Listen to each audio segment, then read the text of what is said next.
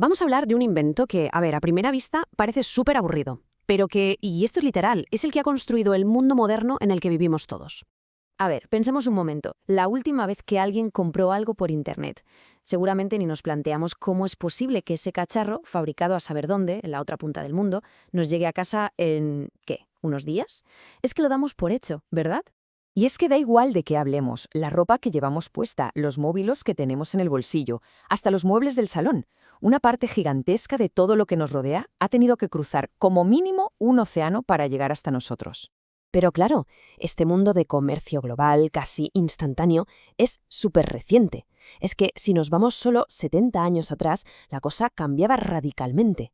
Mover cualquier mercancía de un continente a otro era, de verdad, una pesadilla. Un lío tremendo que era un auténtico cuello de botella para la economía mundial. Vale, vamos con la primera parte. Un mundo de caos. El transporte antes del contenedor. Para que entendamos la que se lió con esta revolución, primero tenemos que hacer un pequeño viaje al pasado, a los puertos de antes, y ver el caos que era aquello. Hablamos de un sistema que se conocía como break bulk. Sí, como suena, break bulk. Y era, de verdad, tan ineficiente como el nombre sugiere. ¿Qué significaba esto? Pues que todo, absolutamente todo, se cargaba a mano pieza por pieza. Un saco de café, un barril de lo que fuera, una caja con maquinaria, todo iba para dentro de la bodega del barco, uno a uno. Una locura. A ver, tratemos de imaginar el panorama. Cargar un solo barco podía tardar semanas. Semanas, con cientos de estibadores moviendo sacos y cajas sueltas por todas partes. Claro, esto no solo hacía que los costes laborales se dispararan, es que además era el paraíso para los robos. Y por supuesto un montón de mercancía acababa dañada. El comercio mundial estaba básicamente atascado. Y aquí viene lo bueno. Sección 2. La idea de un camionero. El héroe inesperado del transporte. Porque la solución a todo este lío, pues no vino de un ingeniero superlisto ni de un economista famoso. Vino de alguien que vivía y sufría el problema cada día. Y este protagonista se llamaba Malcolm McLean. Y no era ningún magnate de las navieras ni nada por el estilo. Era camionero, un tipo que se pasaba horas y horas, a veces días enteros, esperando en el muelle a que, por fin, alguien descargara la mercancía de su camión. Y fue ahí, en una de esas esperas interminables, frustrado, cuando tuvo una idea de esas que parecen obvias a posteriori pero que lo cambian todo. Pensó algo como, a ver, ¿y si en lugar de descargar la mercancía, cargamos el camión entero? ¿Y si nos ahorramos todo el jaleo de mover cajitas y simplemente subimos el remolque completo al barco?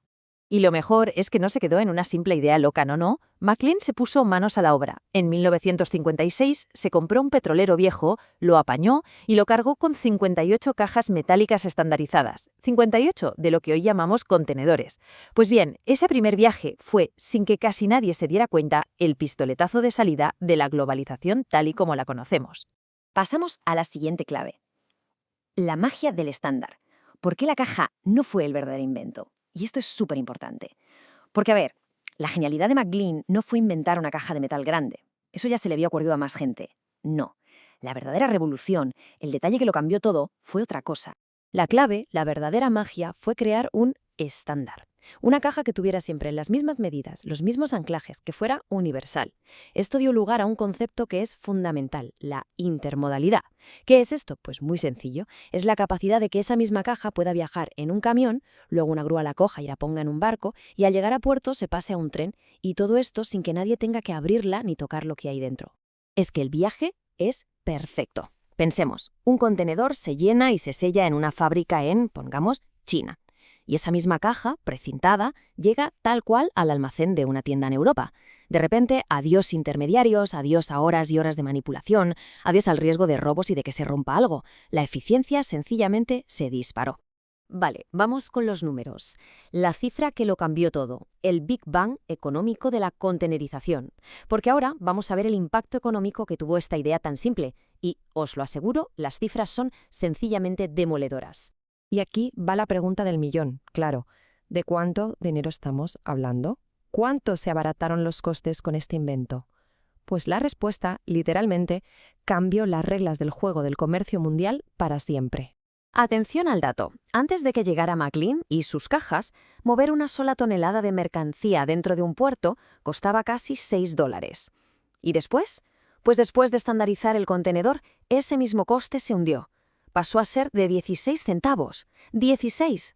Estamos hablando de una reducción de más del 90%. Una barbaridad. Y las consecuencias fueron brutales. De repente, la distancia, el estar lejos, casi dejó de importar a la hora de calcular los costes de producción. Se volvió rentable fabricar algo en Asia y venderlo en América, por ejemplo. Este, y no otro, fue el verdadero pistoletazo de salida de la globalización que conocemos hoy. Bien, siguiente punto. El mundo en una caja. Las consecuencias imprevistas de una idea sencilla. Porque claro, esta revolución en los precios no solo afectó a la economía. No, transformó por completo el paisaje físico del planeta y trajo unas consecuencias que la verdad nadie había imaginado. De la noche a la mañana, los muelles de toda la vida, esos que estaban en el centro de las ciudades, se quedaron anticuados. Millones de puestos de trabajo de estibador, de gente que cargaba y descargaba a mano, simplemente desaparecieron. Fueron reemplazados por grúas enormes. Y a la vez surgieron de la nada megapuertos gigantescos y automatizados en sitios como Singapur, Rotterdam o Shanghái. Esos se convirtieron en los nuevos centros neurálgicos del comercio mundial. A día de hoy, la dependencia es total, absoluta. Más del 80% de todo lo que se mueve en el comercio mundial va por mar, y casi todo dentro de estas cajas de metal. ¿Nos acordamos de lo que pasó con el barco Ever Given, aquel que se quedó atascado en el canal de Suez? Pues un solo barco consiguió bloquear el 12% de todo el comercio del planeta. Ahí es nada. Eso nos da una idea de hasta qué punto todo nuestro sistema depende de que estas cajas no dejen de moverse. Muchas veces, cuando pensamos en globalización, se nos va la cabeza a Internet, ¿no? A la comunicación instantánea, a lo digital. Pero la realidad es que sus cimientos son mucho más físicos, mucho más industriales. La globalización de verdad, la que permite que las cosas, los objetos viajen por todo el planeta, esa no empezó con el clic de un ratón. Empezó con el clac metálico de un contenedor encajando perfectamente en su sitio. Así que la próxima vez que vayamos por la carretera y nos crucemos con un camión que lleva uno de estos contenedores, pensemos que no estamos viendo solo una caja de metal, estamos viendo una pieza clave fundamental de la maquinaria que hace que el mundo funcione, uno de los inventos más influyentes y, curiosamente, más invisibles de la historia moderna. Bueno, esta es solo una de tantas historias que, sin que nos demos cuenta, mueven el mundo. Si os ha gustado y queréis descubrir más análisis como este, un me gusta y una suscripción al canal marcan toda la diferencia. Muchísimas gracias por la atención. Hasta la próxima.